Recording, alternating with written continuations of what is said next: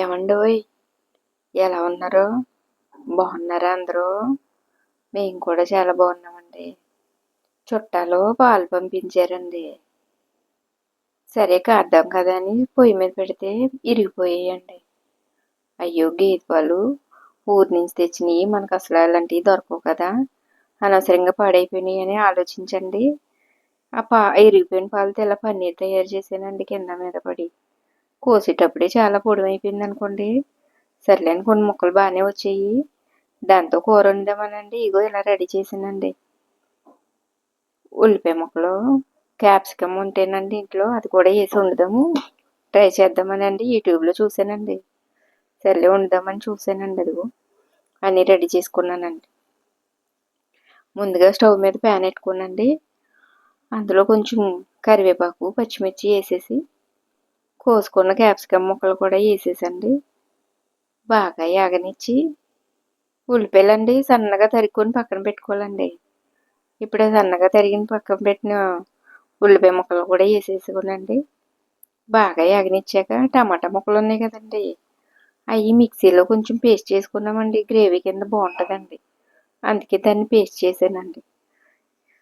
ఉల్లిపాయ ముక్కలు బాగా వేగాకండి పసుపు కొంచెం, సాల్ట్ కొంచెం వేసేసండి దాంట్లోనే టమాటా పేస్ట్ కూడా వేసి బాగా యాగనిచ్చాకండి ఇందాక ఏపి పక్కన పెట్టానండి పన్నీర్ ముక్కలు కూర బాగా రావాలంటేనండి లైట్గాను ఆయిల్లో ఫ్రై చేసుకోనండి వాటర్లో వేసి పక్కన పెట్టుకోవాలండి. అలా అయితే పన్నీరు మెత్తగా ఉంటుందండి, గట్టిగా అవ్వకుండా బాగుంటుంది కర్రీ. అలా వాటర్లో వేసి ఉంచానండి.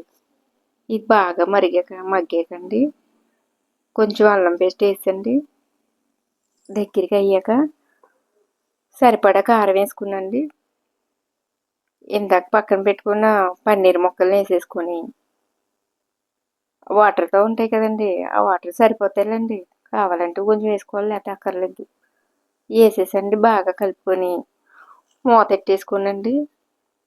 దగ్గరగా మగ్గాక కొంచెం కొత్తిమీర, గరం మసాలా పొడి వేసేసుకొని దించేసుకోవాలండి. అంతేనండి, కూర రెడీ అయింది. కానీ ఇరిగిపోయిన పాలు కదండి, కూర ఎలా ఉంటుంది అనుకున్నాను, కానీ బాగానే ఉందండి. అలాగా పాలు పెరుగు తోడెట్టుకుందామని కాసేమో పెరుగు పానికి రాలేదు, కానీ కూర పనికి వచ్చాయి కదండి. అందుకని ఇంట్లో ఏదన్నా ఒకటి ఉందనుకోండి, ఓ దానికి పనికిరానప్పుడు ఇంకో దానికి ఎలా పనికి వస్తుందో ఆలోచించుకోవాలండి.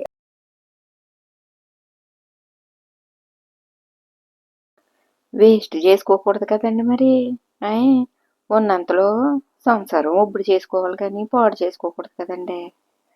కూర వండుతానని చెప్పి స్పీచ్ ఇస్తుంది ఏంటి అని అనుకుంటున్నారా? అబ్బే, అదేమి లేదండి. ఎప్పుడైనా అవసరమైనప్పుడు వాడుకుంటారని ఓ సలహా లాంటిది ఇచ్చానంతే. ఈ వీడియో కనుక మీకు నచ్చింది అనుకోండి, ఛానల్ సబ్స్క్రైబ్ చేయండి, అలాగే ఓ లైక్ కూడా ఇచ్చేయండి మరా.